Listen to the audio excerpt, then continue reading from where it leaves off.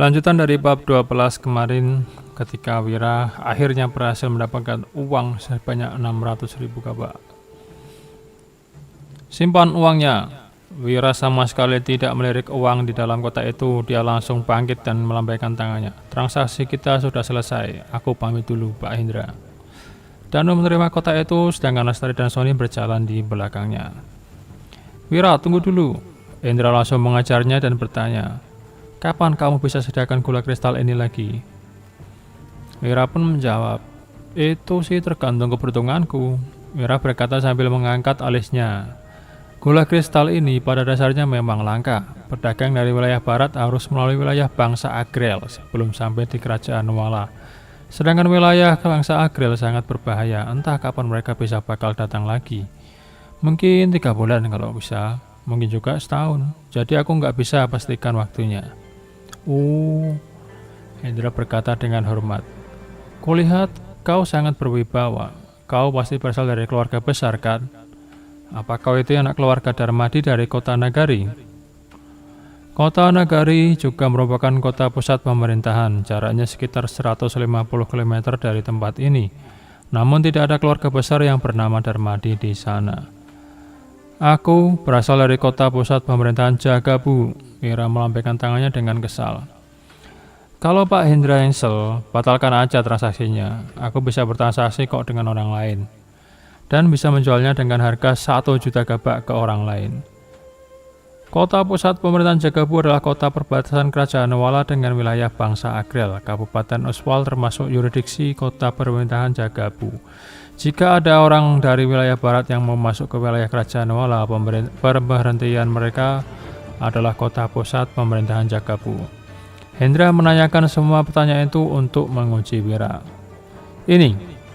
Danu langsung mendorong kotaknya kepada Hendra. Wira sudah berpesan pada yang lainnya untuk langsung menuruti semua perintah Wira. Jadi Danu pun langsung bertindak sesuai perintah. Namun Hendra malah buru-buru mengadang di depan gula putih dan berkata, Wira, transaksi sudah selesai. Uang 600.000 gabak ini sudah jadi milikmu. Sedangkan 10 kilo gula ini milik keluarga Suteja. Pelayan, cepat antar Tuan Wira keluar. Pegawai toko langsung sigap mempersilahkan mereka keluar. Wira masuk ke kereta kuda dengan ekspresi yang sangat dingin. Kemudian keempat orang itu pun meninggalkan toko gula keluarga Suteja. Setelah melihat kereta kuda menjauh, ekspresi Hendra yang tadinya terlihat ramah pun berubah menjadi tajam dan tegas. Meskipun sikap Wira terlihat seperti putra keluarga kaya, Hendra tetap merasa ada yang aneh dan mencurigakan. Selain pakaian wanita itu, pakaian orang lainnya adalah pakaian baru. Di sisi lain, meskipun Wira mengenakan jubah sutra, kualitas giok dan tas wewangiannya sangat buruk. Kereta kuda yang mereka pakai juga seperti kereta kuda biasa, bukan kereta bangsawan. Jadi Hendra tidak begitu percaya bahwa Wira berasal dari keluarga besar dan kaya raya. Selain itu, gula tidak mudah diawetkan. Jika dibawa masuk dari wilayah barat yang jauh, gulanya pasti bisa sedikit meleleh. Namun 10 kg gula kristal ini sama sekali belum meleleh. Hal yang terpenting adalah kota pusat pemerintahan Jagabu lebih makmur daripada Kabupaten Oswal.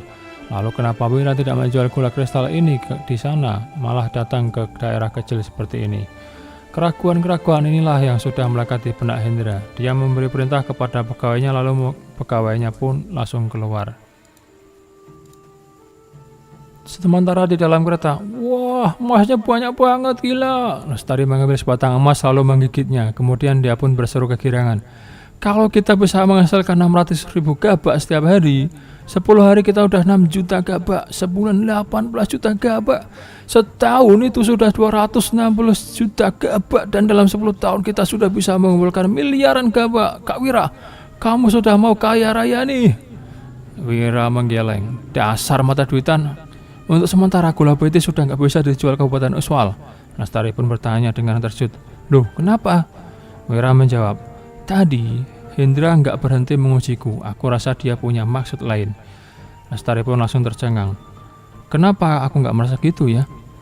Wira menatap ke arah Danu yang duduk di depan lalu berkata, Danu, coba lihat ada yang ngikutin kita nggak?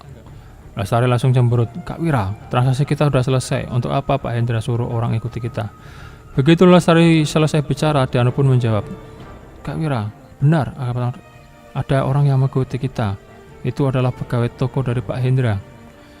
Mana mungkin, Lestari pun melihat keluar jendela. Setelah melihat memang ada pegawai toko gula yang mengikuti mereka dari jauh, dia pun tercengang. Wira berkata dengan suara yang berat.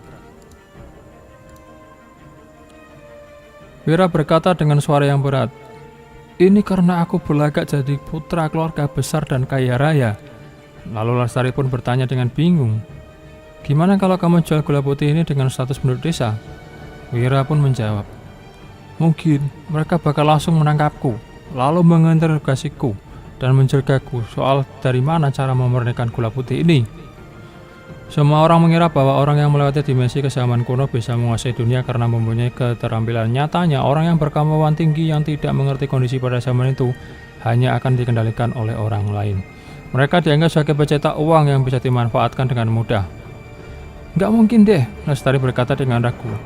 Keluarga Suteja sudah terkenal baik dan dermawan di ibu kota provinsi. Wira menggeleng dan berkata dengan serius. Lestari, orang yang benar-benar baik hati itu nggak bakal sukses. Kamu gak ngerti seberapa ngerinya keuntungan yang bisa didapatkan dari pemurnian gula mentah menjadi gula putih.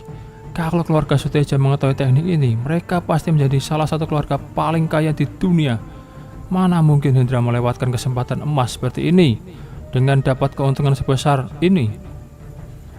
Ini adalah pertama kalinya Lestari bertemu dengan masalah seperti ini. Dia pun menjadi takut dan bertanya, jadi gimana nih? Dan Sony pun juga ketakutan. Ini pertama kalinya mereka merasa dunia ini jauh lebih rumit daripada yang mereka bayangkan. Wira berpesan, kalau udah pulang nanti, cepat habiskan semua gula putih ini. Jangan biarkan orang lain melihatnya. Akhir-akhir ini, kamu juga jangan keluar rumah. Kalau mau beli sayur, suruh Paman Suryadi aja. Nanti aku akan pergi ke pusat pemerintahan Jagabu untuk jual gula putihnya. Lestari langsung terkejut. Ini sudah cukup bahaya. Tapi kenapa kamu masih pergi ke kota pusat pemerintahan? Wira pun terkakak dan sambil berkata, di tempat yang makin besar, uang makin mudah didapatkan, Lestari. Apalagi di kota pusat pemerintahan. 10 gula putih ini paling nggak bisa dijual 1 juta gabak. Lestari langsung tergagap. 1 juta gabak? Danu, hentikan keretanya. Beri pelajaran pada pegawai toko itu. Wira langsung berkata, suruh dia sampaikan pada Pak Hendra. Kalau berbisnis dengan jujur, kelak kita pasti bisa kerjasama lagi. Tapi kalau dia punya niat buruk, jangan berharap aku akan bekerjasama dengannya lagi. Tidak lama kemudian pegawai itu pun kembali ke toko keluarga Suteja. Dia menunjukkan pergelangan tangannya yang bengkak dan menyampaikan pesan Wira. Setelah mendengar hal itu, ekspresi Hendra pun langsung menjadi suram. 1 jam kemudian, setelah berbelanja dan mengembalikan kereta kuda, ke-7 orang itu berkumpul di depan gerbang kota. Melihat barang bawaan Wira yang begitu banyak, Suryadi pun panik. Lestari, kenapa kamu gak ngasihatin Kak Wira untuk jangan belanja begitu banyak? Utangnya itu masih banyak loh. Lestari langsung menunduk dengan malu. Dia sudah berusaha menasihati Wira, tetapi Wira malah langsung membelikannya gelang, anting, dan jepit rambut tanpa melakukan tawar-menawar. Ya, namanya juga cowok ya. Wira juga membelikannya 2 set baju, sepatu, dan bedak yang sudah diinginkan sejak sangat lama. Bukan hanya itu, Wira terus saja berbelanja untuk orang lainnya. Wira memberikan sebuah tas kain kepada Suryadi. Pade, jangan salahkan Lestari. Sebagai kakak sepupunya, sudah seharusnya kau mengembalikannya sedikit hadiah. Memberikannya sedikit hadiah. Ini pakaian dan sepatu untuk Pak D. Nanti coba pakai ya. Cocok atau enggak? Hah? Hadiah untukku juga? Ngapain kamu habisin uang beli semua ini untukku? Aku nggak kekurangan apa-apa kok. Suryadi menerima tas kain itu sambil tersenyum senang. Berapa banyak nih yang kamu habiskan? Apakah masih cukup untuk bayar utang? Kalau nggak cukup, ini Pak D punya uang nih. Sudah, nggak apa-apa Pak D. Waktunya udah larut, kami pulang dulu ya. Wira sambil melambaikan tangannya lalu mengingati Lestari lagi. Ingat ya, jangan lupa pesanku. Ya, jawab Lestari dengan kesal.